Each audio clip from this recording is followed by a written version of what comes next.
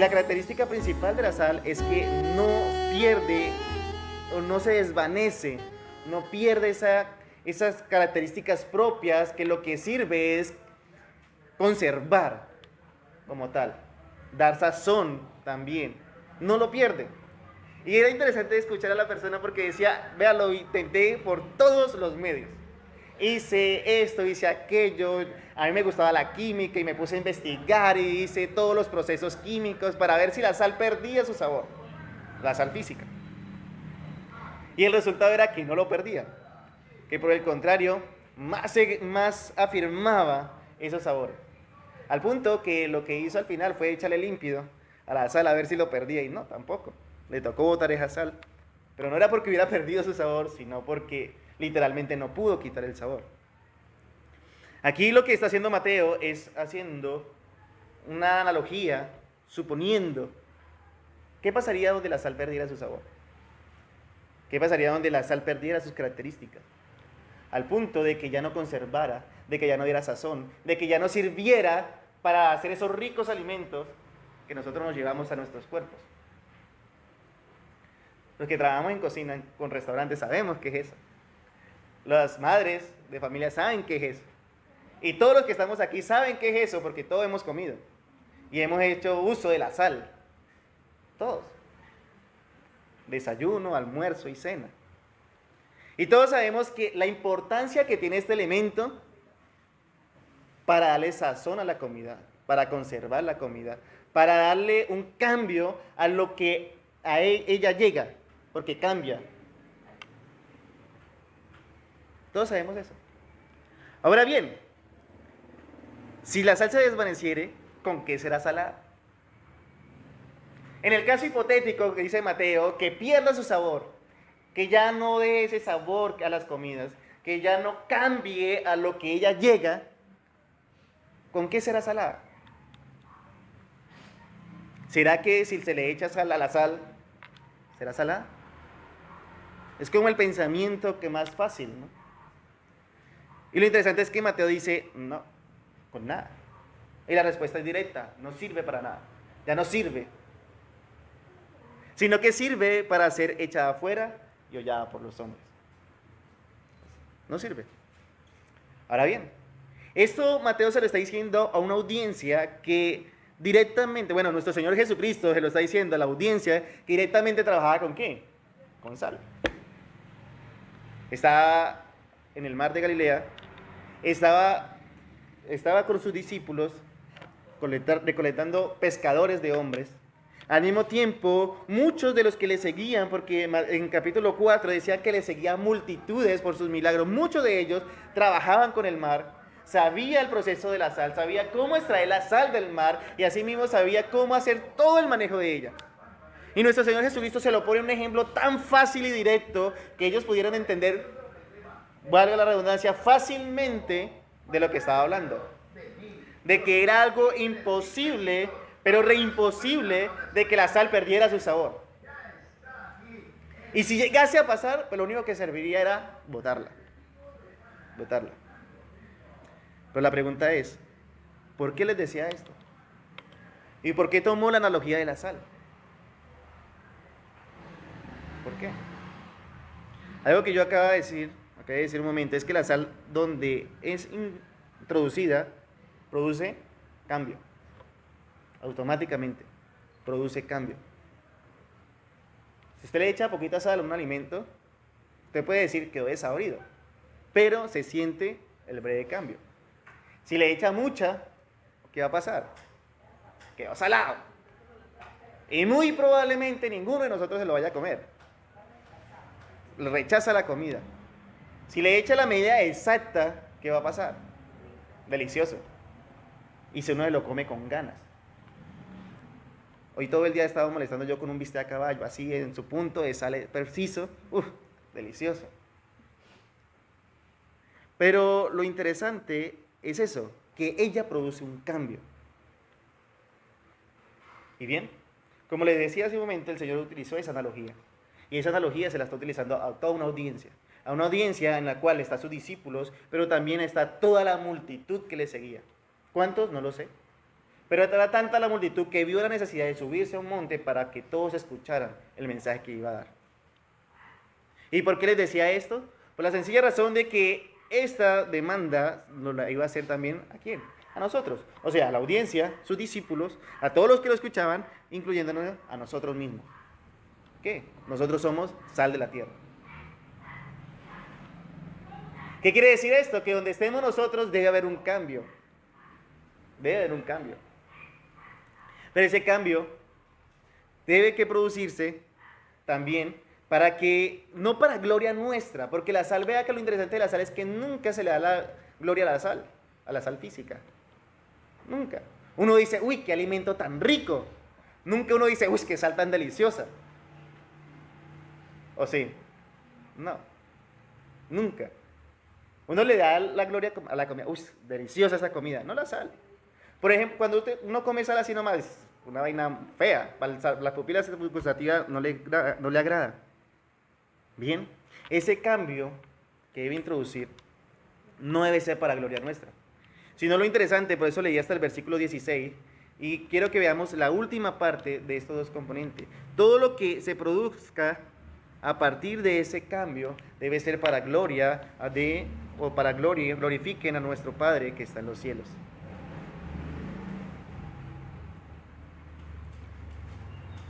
Tu vida y mi vida debe ser tan llena de la palabra de Dios que donde estemos debe que producir un cambio en nuestro entorno, pero ese cambio no es para gloria nuestra, no es para gloria nuestra. Bien decía el salmista, no a nosotros, oh Jehová, no a nosotros, sino a tu nombre se da la gloria por los siglos de los siglos. El común denominador de los hombres, cada vez que hace algo y sale bien, es que mire, y siempre espera una alabanza del otro hombre. Pero aquí lo que está diciendo nuestro Señor es que esa labor que nos está encomendando de ir a hacer esa sal en la tierra, de ir a producir ese cambio con el mensaje de la palabra, con el mensaje del Evangelio, no es para que se glorifique cada uno de nosotros, sino para que sea glorificado el nombre de Dios. Para que sea glorificado el nombre de Dios. O sea, estamos viendo lo importante que es ser llamado hijos de Dios. Esa labor en la cual cada uno de nosotros está incluido. Una labor en la cual no se debe desmeditar nada, ni se debe pasar desapercibido nada, sino que cada aspecto de nuestra vida, cada obra que nosotros hacemos, cada palabra que nosotros digamos, debe que salir y debe que hacerse con el pensamiento, vea, ¿esto de verdad glorifica el nombre de Dios?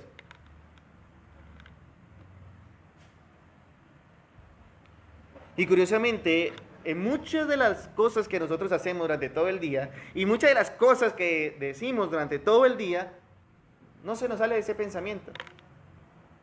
¿Será que estoy glorificando el nombre de Dios?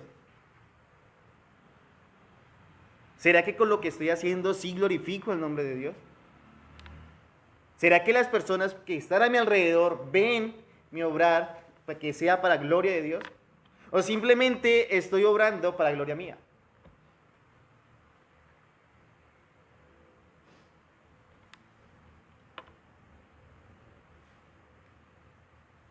Y aquí hay otro aspecto importante que debemos que ver.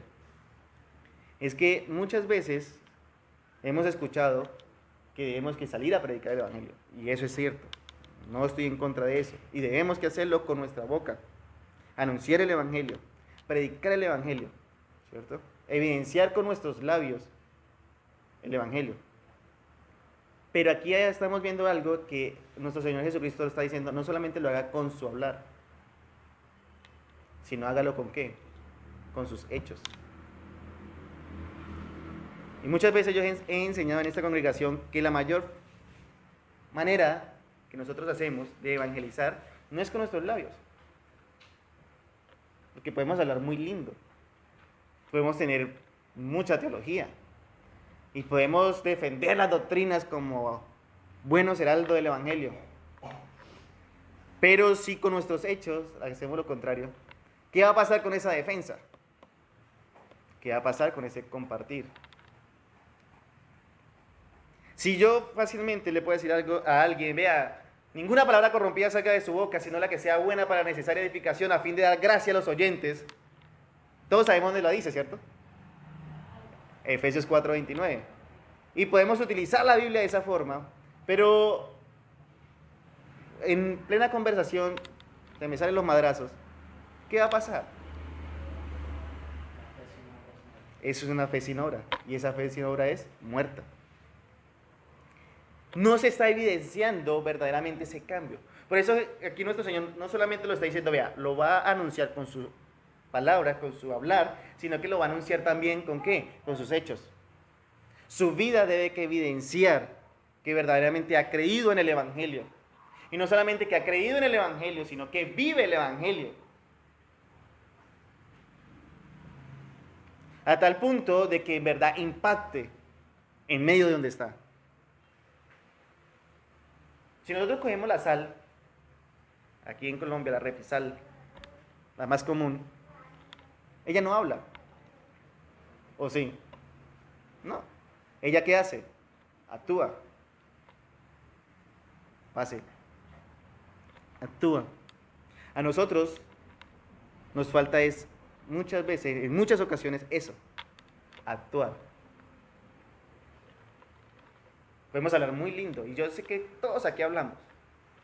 Esta es una de las iglesias que hablamos mucho, incluyéndome. Recochamos mucho. Somos iglesias jóvenes, de jóvenes, mire. La más jovencita de aquí. Mira, ya tenemos al más joven, que también está que habla y está escuchando. Ese es un común denominador de aquí en la congregación. Y sé también que no nos quedamos callados frente a personas que ataquen el Evangelio. No nos quedamos callados. Hablamos, debatimos, defendemos esas verdades. Pero la pregunta es, ¿cómo estamos viviendo? Y este es un pasaje donde me deja ver esto y donde me deja examinarme a mí mismo eso. ¿Cómo estamos actuando? ¿Cómo estoy actuando a solas? ¿Cómo estoy actuando en público? A solas tengo una comunión buena con mi Señor, y eso lo habla más adelante el Sermón del Monte. Porque la comunión con Dios es a solas. ¿Por qué? Porque si tengo una buena comunión con mi Señor a solas, en público, ¿qué va a pasar? Se va a reflejar esa buena comunión con mi Señor. Y es ahí donde podemos ser esa sal de la tierra. Esa sal de la tierra.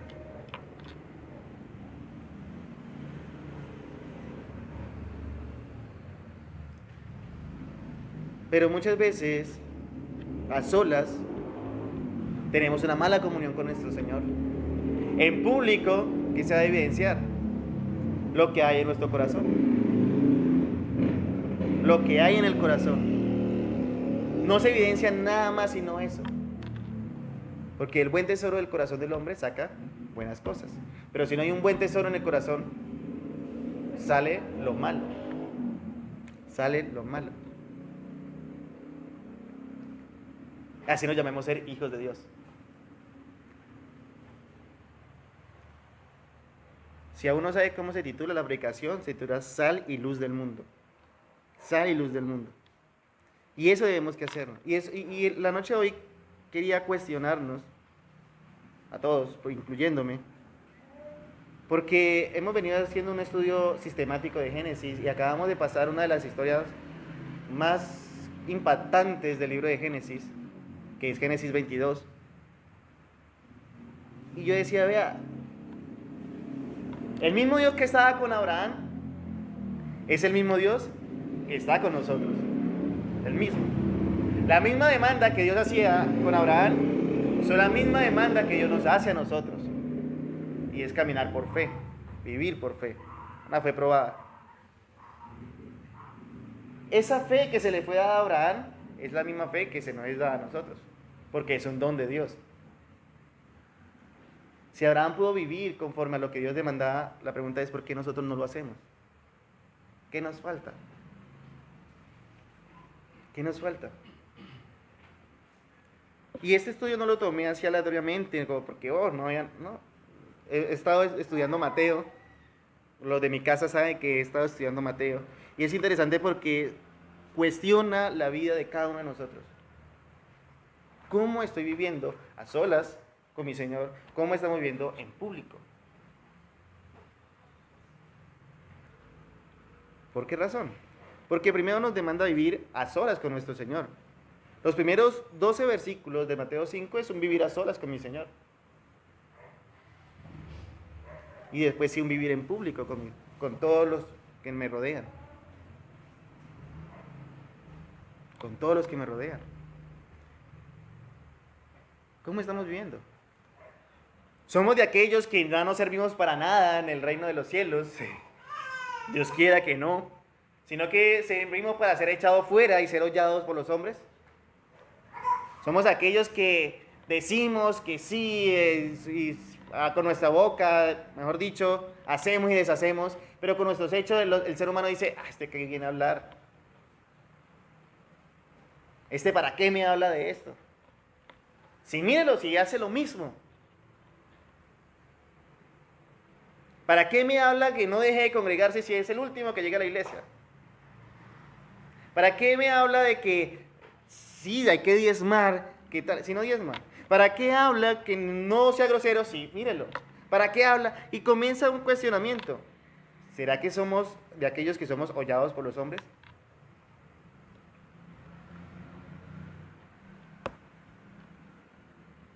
Que nuestra vida no está dando evidencia, sino que simplemente el ser humano se está burlando de Dios. En vez de que se glorifique el nombre de Dios, se está burlando del nombre de Dios. Es un cuestionamiento duro.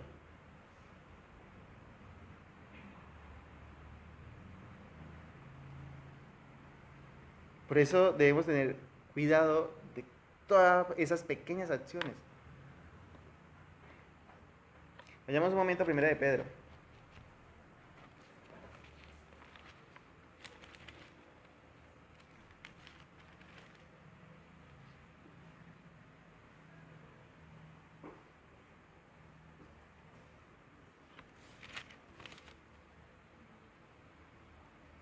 Primera de Pedro, capítulo 4.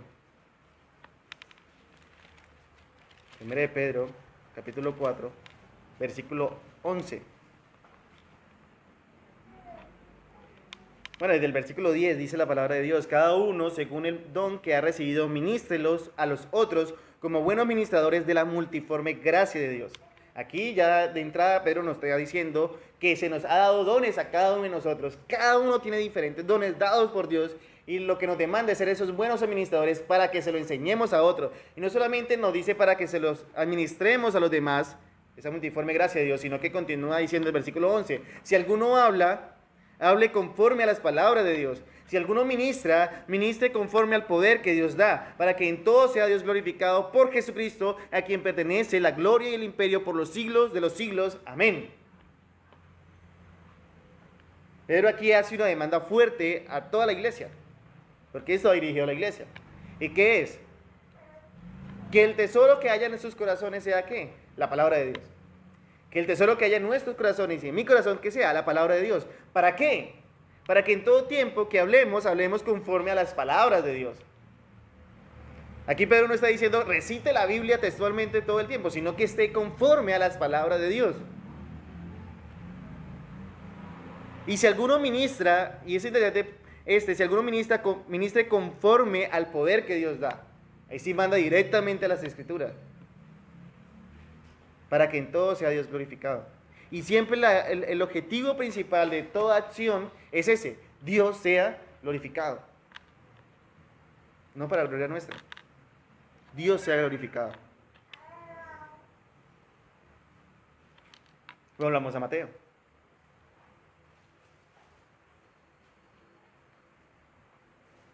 ¿Cómo está nuestra vida entonces frente a la sal?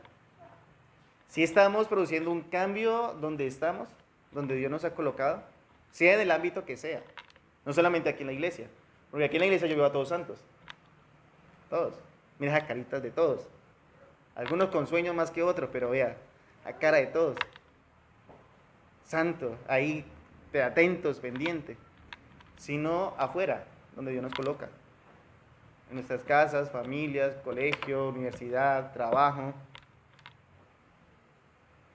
estudio, relación entre parejas, padre, hijo, padre, esposo, esposa, novio.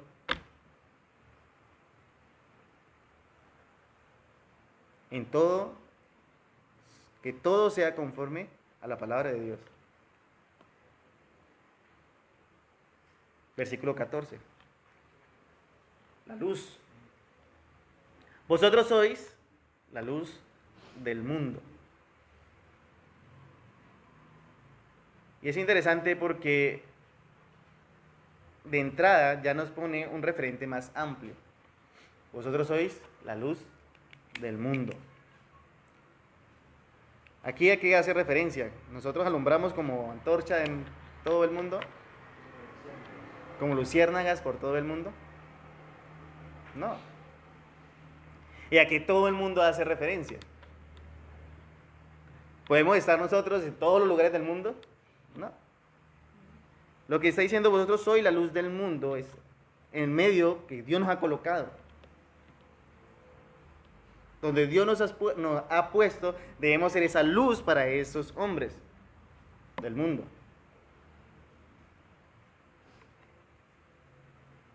Y es algo que nosotros muchas veces no queremos comprender. Nosotros queremos ser luz, ¿en dónde? Acá. En cada una de las congregaciones. Y ahí sí queremos brillar y alumbrar. Queremos mostrarnos de tal forma que, uy, qué persona tan recta. Pero afuera, en el mundo, ¿cómo estamos? ¿El Evangelio ha producido un cambio en nuestras vidas? ¿O seguimos siendo los mismos pecadores de antes de conocer el Evangelio? Recordemos que debe haber un cambio en nosotros. Y ese cambio se muestra.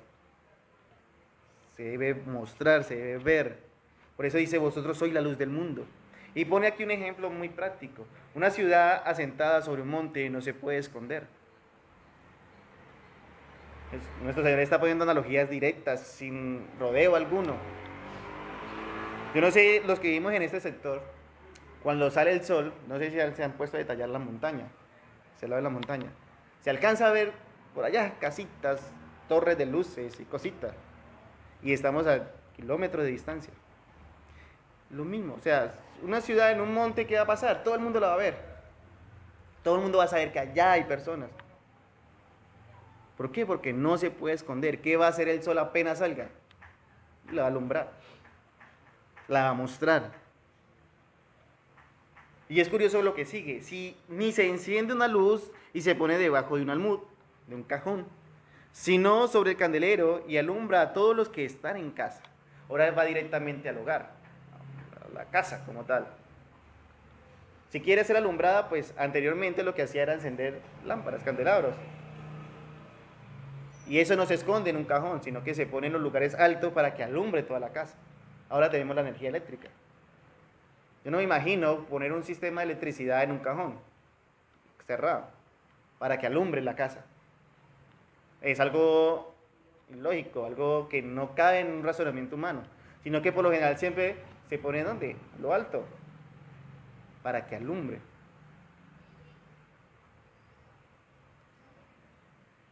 Y con estos dos ejemplos, ahora viene el choque para la audiencia y el choque para nosotros. Versículo 16, así alumbre vuestra luz delante de los hombres. ¿Cómo? ¿Cómo está demandando que alumbre nuestra luz delante de los hombres? ¿Cuáles fueron los dos primeros ejemplos? ¿O qué analogía utilizó? Como una ciudad en un monte, encima de un monte, y como una lámpara encendida en la casa. O sea, que todo el mundo pueda verlo. Que toda persona pueda analizarlo. Que toda persona puede mirar. Y lo curioso es que toda persona mira. Así uno crea que no. Bien dice el escritor de los Hebreos, dice, una nube de testigos tenemos. ¿Por qué? Porque nos están mirando todo el tiempo. Todo el tiempo. Y más, cuando nosotros nos llamamos a ser hijos de Dios, la mira de la gente, ¿dónde está? Ahí. Todo el tiempo. ¿Por qué? Porque se debe que evidenciar de que verdaderamente somos hijos de Dios. Dios nos manda a que alumbremos, a que en nuestro actuar y nuestro obrar sea glorificado su nombre, sea exaltado su nombre, a que en todo momento nuestra vida sea de ese olor fragante hacia Él. No estoy diciendo que no cometemos pecado, porque sí vamos a cometer pecado, pero que este conocimiento de Él nos lleve a ir a Él en arrepentimiento y fe y cambiar. Estar en ese cambio continuo. En las empresas se llama una mejora continua. Debe que hacerse. Por eso es un análisis en nuestras vidas. Y es interesante porque hace poco también hablando con alguien decía, un padre de familia, se llama Cristiano, y le decía que él a su hijo le dice que disfrute su juventud, que no se mate, que la Biblia es ya cuando esté más en edad, en años, y que disfrute. Pero eso es lo que enseña la Escritura. Vayamos un momento a Eclesiastés. Si alguna vez los jóvenes, ya que estamos jóvenes, hemos pensado de esa forma, mira lo que dice Eclesiastés. Eclesiastés capítulo 12. 12. Eclesiastés 12. Capítulo 12. Y vamos a leer desde el versículo 1 en adelante. Dice la palabra de Dios. Eclesiastés capítulo 12, versículo 1 en adelante. Acuérdate de tu Creador en los días ¿de qué? De tu juventud. De tu juventud. Es interesante porque en este momento Salomón sabemos que era ya de edad avanzada. Pero lo interesante es que no le dice Salomón, acuérdate de tu Creador en los días de tu vejez. Cuando ya hayas vivido y disfrutado toda tu juventud, en los deseos de la carne, en lo que el mundo ofrece. No. ¿Qué dice? Acuérdate de tu Creador en los días de tu juventud. Con esto no está diciendo que no sea joven, sino que lo que estamos viendo en Mateo, que todo nuestro andar, proceder, todo sea para gloria de Dios. Antes de que vengan los días malos y lleguen los años de los cuales diga, no tengo en ellos contentamiento.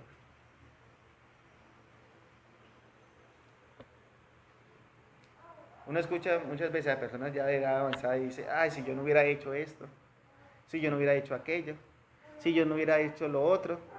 Y lo curioso es que todo lo que dice, si yo no hubiera hecho, la Biblia ¿qué dice? No lo haga. No lo haga.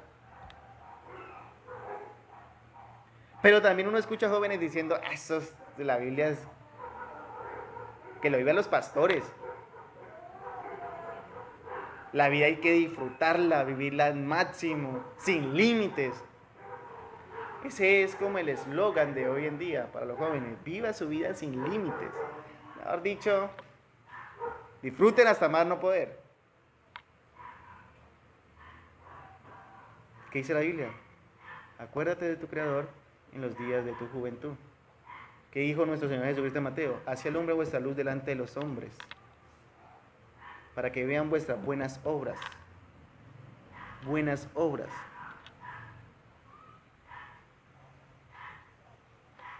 En el mismo Eclesiastés 12, versículo 13, dice, el fin de todo discurso oído es este. ¿Cuál? Teme a Dios y guarda sus mandamientos, porque esto es el todo del hombre. Porque Dios traerá toda obra a juicio, juntamente con toda cosa encubierta, sea buena o sea mala.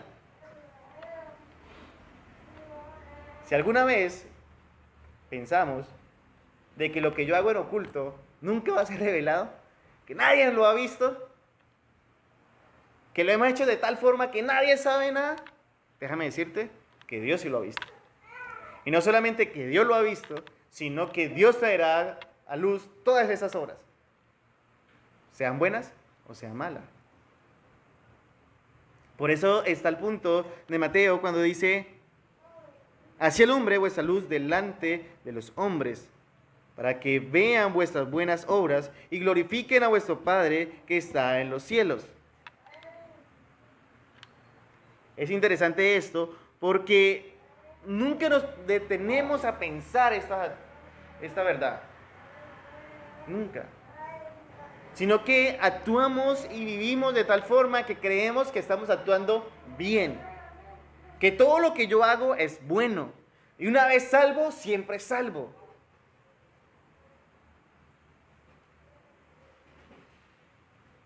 Y ese es un peligro muy grande. Muy grande ese pensamiento. Por eso, muchas veces a través de la Escritura el Señor manda a su pueblo a que se detenga en su caminar y que analice su caminar. Y que se arrepientan de sus malas obras y que vuelvan a Él. ¿Por qué razón? Porque muchas veces nuestras obras no glorifican a nuestro Dios. Y bien dice Salomón, hay caminos que al hombre le parecen derecho, pero su fin es camino de muerte. Podemos decir todo el tiempo, yo soy hijo de Dios, todo el tiempo lo podemos decir. Todo el tiempo podemos decir, yo creo que yo soy salvo, porque Cristo murió por mis pecados. Y amén, Cristo murió por los pecados de su pueblo, O como si nos vamos a otro nivel de santidad, ya no vivo bajo la ley, sino bajo la gracia. Entonces ya no ninguna de las cosas demandadas de la Escritura me recaen, porque Cristo ya las pagó por mí. Ok. Estamos mirando que el mismo Señor Jesucristo está demandando ¿qué? Que vivamos, que evidenciemos que verdaderamente hay un cambio en nuestras vidas. Que en nuestro obrar se evidencie que verdaderamente somos hijos de Dios.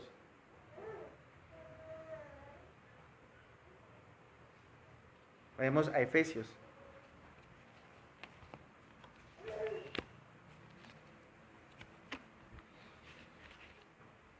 Efesios capítulo 3.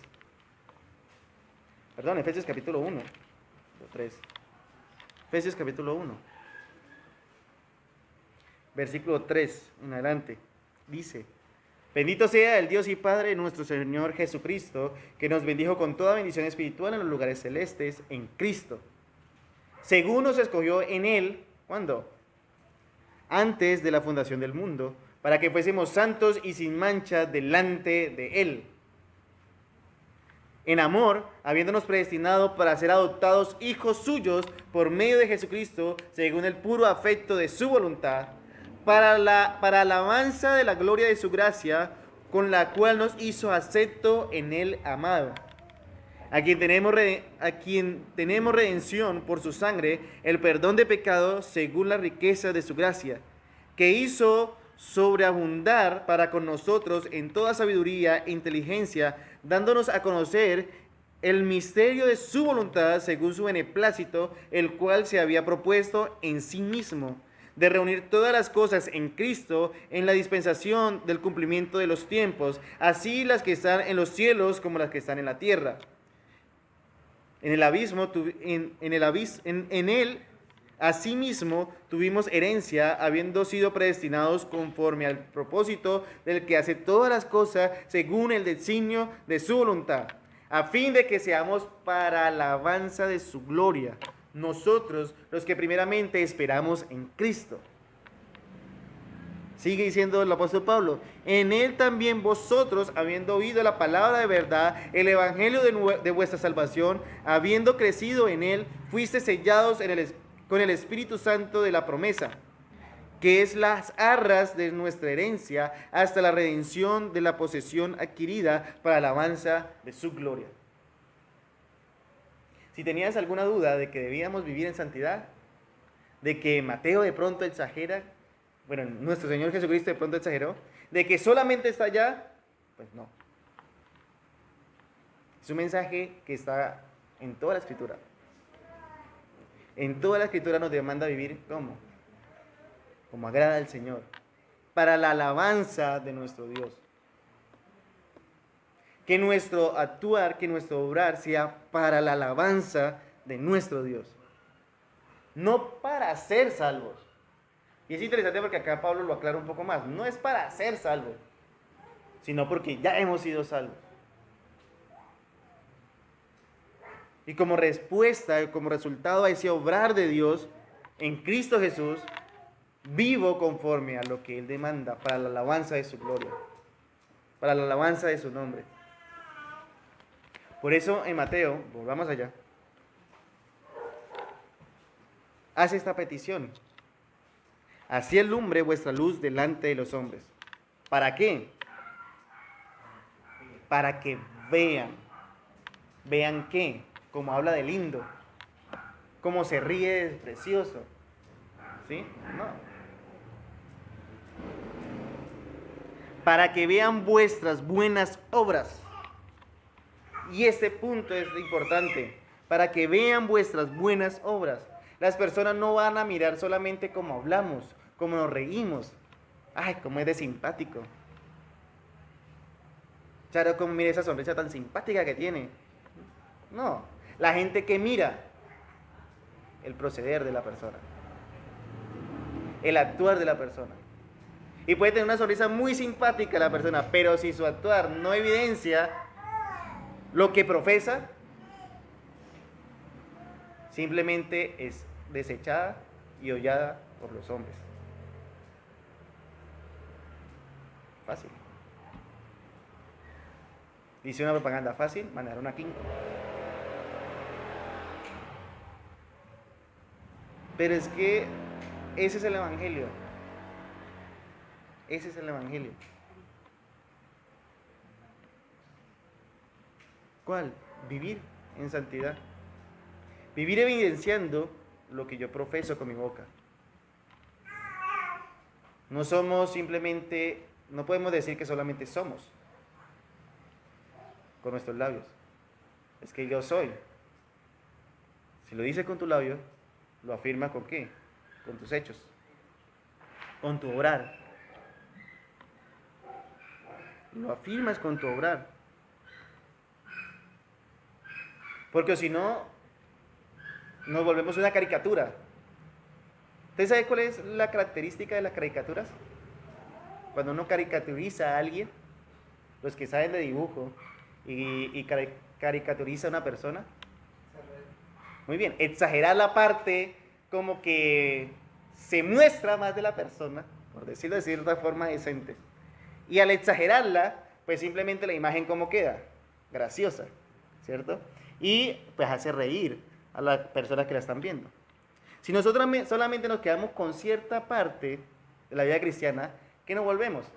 Una caricatura. Exagerando a tal punto esa parte que nos quedamos, que lo que va a causar, ¿qué es? Risa, burla y muchas veces desconsuelo de las demás personas. Por eso nuestro Señor lo que hace aquí es un balance, y un balance perfecto. ¿Cuál es? Claro, yo soy hijo de Dios, yo debo ser pobre en espíritu, debo que llorar, debo que ser manso, debo que tener hambre y sed de justicia, debo que ser misericordioso, debo que ser pacificador, debo que sufrir por el Evangelio. Pero todo eso lo evidencio también con mi forma de vivir. Con mi forma de vivir.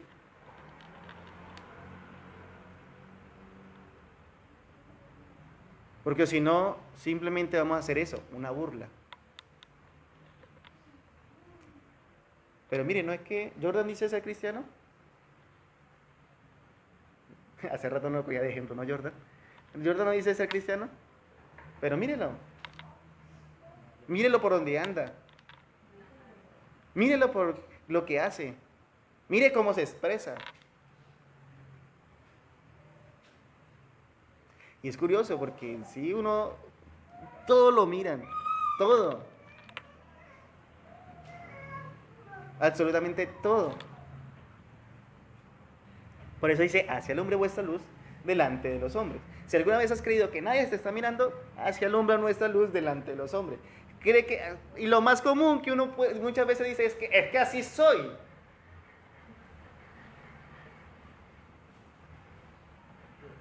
Yo soy así.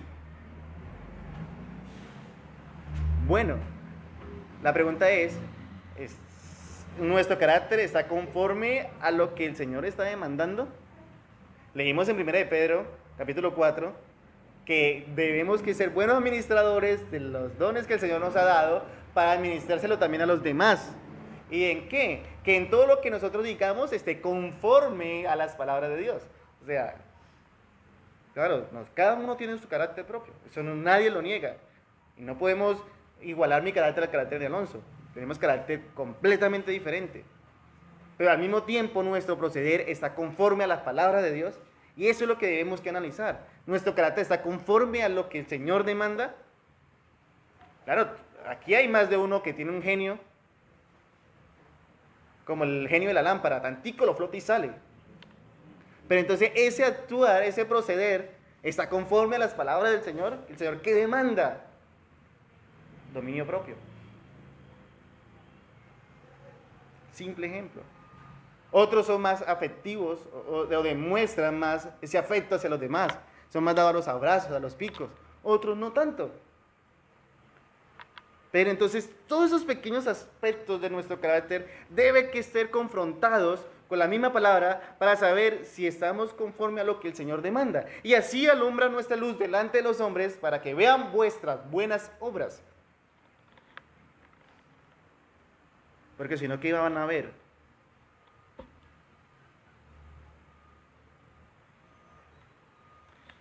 ¿Sabe qué van a ver cuando no hacemos ese análisis, esta demanda que hace el Señor? Van a ver lo siguiente, Marcos.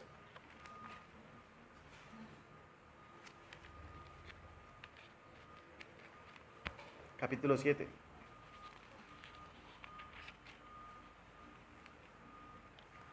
Esto van a ver.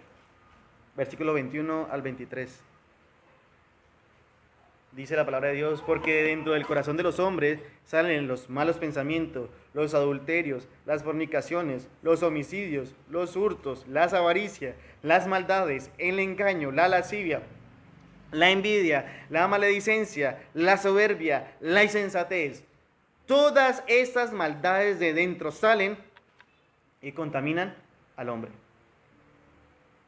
Eso ven. ¿Queríamos ver un retrato de nuestro corazón sin Cristo? Ahí está.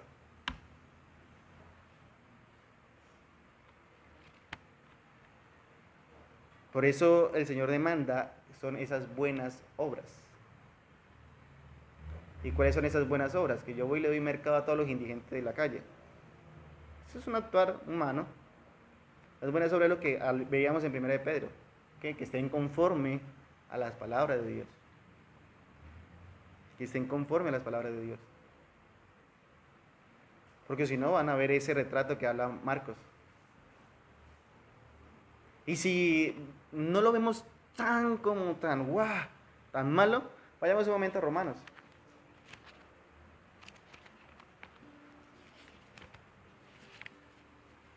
Pero las personas siempre van a ver algo, así sean nuestras buenas obras, un carácter conforme a lo que el Señor demanda, o nuestra naturaleza caída. Romanos capítulo 3. Versículo del 10 en adelante. Dice la palabra de Dios, como está escrito: no hay justo ni aun uno, no hay quien entienda, no hay quien busque a Dios. Todos se desviaron, a una se hicieron inútiles. No hay quien haga lo bueno, no hay ni siquiera uno. Sepulcro abierto es su garganta, con su lengua engaña. Veneno de áspid hay debajo de sus labios. ¿Cómo es un sepulcro abierto? ¿Huele rico? No, hiede. Es algo que todos como que aborrecen. Y ahí está, sepulcro abierto es su garganta. Veneno de áspid hay debajo de sus labios, todo el tiempo maldad. Su boca está llena de maldición y de amargura. Sus pies se apresuran para derramar sangre. Quebranto y desventura hay en sus caminos, y no conocieron camino de paz. No hay temor de Dios delante de sus ojos. Pero sabemos que todo lo que la ley dice, lo dicen a los que están bajo la ley, para que toda boca se cierre y todo el mundo quede bajo el juicio de Dios. Ya que por la obra de la ley ningún ser humano será justificado delante de él, porque por medio de la ley es el conocimiento del pecado. ¿Querían un retrato de cada uno de nosotros? Ahí está, sin Cristo. Pero ¿qué nos demanda Cristo? Que la gente que vea nuestras buenas obras. Nuestras buenas obras. ¿Cuáles obras? Efesios 2:10. ¿Qué dice Efesios 2:10? Vayamos allá. ¿Lo tiene Jordan? Efesios 2:10.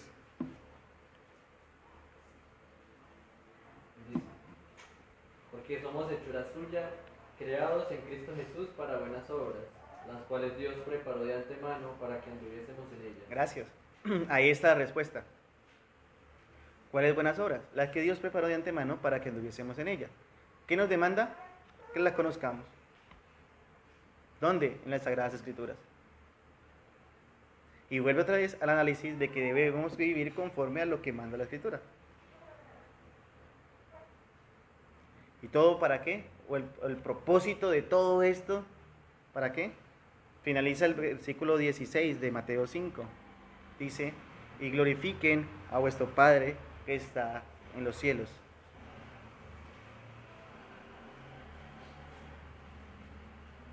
Ese es el propósito. Glorificar a nuestro Padre que está en los cielos. Nos llamamos a ser hijos. Y uno como hijo aquí en la tierra siempre busca de que su padre sea honrado. De agradar a su padre. Terrenal, ¿no? Estoy hablando aquí, nosotros. Y conocemos también a nuestros padres que por lo general sabemos qué es lo que a ellos les agrada y qué les desagrada. Bueno, se supone que debemos que conocerlo de esa forma. Y por lo general uno trata de hacer lo que les agrada. Pero lo interesante es que Dios demanda todo esto, no es para que tratar de que le alegrade, sino para que glorifiquen a nuestro Padre que está en los cielos. O sea, la gloria no va a ser para nosotros, aunque van a decir, uy, vea Jordan cómo ha cambiado, vea cómo ha mejorado en su proceder, en su actuar, en su caminar. Pero es ahí donde debemos tener la madurez de decir, no a nosotros, no a nosotros, sino a su nombre sea dada la gloria. Porque sí o sí el cambio se ve. O bueno, eso es lo que nos demanda la Escritura, que el cambio se vea. Porque si el mundo sigue viéndonos tal cual como nos ha conocido durante toda nuestras vidas, y no ha habido un cambio para bien, algo está pasando. Algo está pasando. Y en vez de ser para gloria de Dios, va a ser para blasfemar el nombre de Dios. Y voy a dar la última cita, con esta voy terminando. Tito.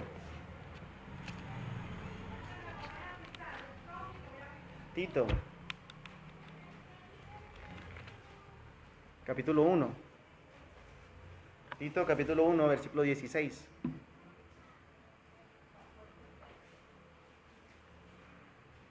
Dice la palabra de Dios. Tito, capítulo 1, versículo 16. ¿Ya todos estamos ahí? Bien, dice, profesan conocer a Dios, pero ¿qué pasa? Pero con los hechos lo niegan, siendo abominables y rebeldes, reprobados en cuanto a toda buena obra. Tito 1:16. O con nuestro actuar, con nuestras buenas obras, glorificamos el nombre de Dios, o simplemente con nuestras obras, ¿qué hacemos? Somos reprobados en cuanto a toda buena obra. O glorificamos o blasfemamos. Simple, no hay término medio. No hay término medio. Y lo interesante es que aquí Tito, el apóstol Pablo, cuando le dirige esto a Tito, dice: profesan con su boca conocer a Dios. Lo profesan. Y muchas veces podemos caer en este pecado de profesar conocer a Dios. Pero lo bonito es que tenemos que analizar cómo está nuestra manera de vivir. No quedarnos simplemente con el profesar. Sigue diciendo, pero con los hechos lo niegan.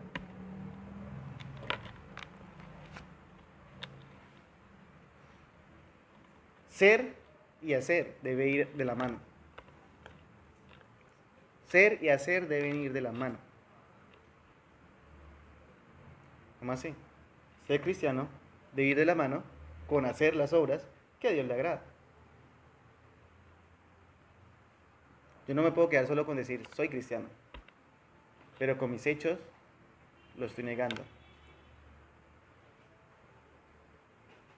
Porque glorificamos el nombre de Dios con nuestros hechos o blasfemamos el nombre de Dios con nuestros hechos.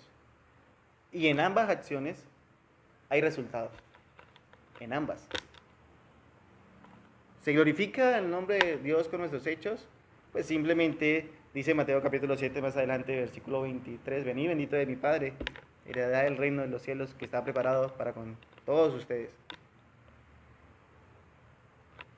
Y lo que blasfeman el nombre de Dios con sus hechos, pues simplemente es lo que está en el versículo 13 del capítulo 5. ¿Qué? No sirve para hacer más sino ser echada afuera y hollada por ¿quiénes? Por los hombres. Ese hollada por los hombres es un rechazo completo hasta del mismo Dios. Ser lanzado al lago de fuego donde será el lloro y crujir de dientes por toda una eternidad. Siempre va a haber un resultado. Siempre. ¿Qué tenemos que hacer? Sal y luz. Lo que nos demanda nuestro Señor. Sal y luz. Vivir de tal forma que agrade al Señor y que esas buenas obras se reflejen para que el mundo lo vea y glorifiquen a nuestro Padre que está en los cielos.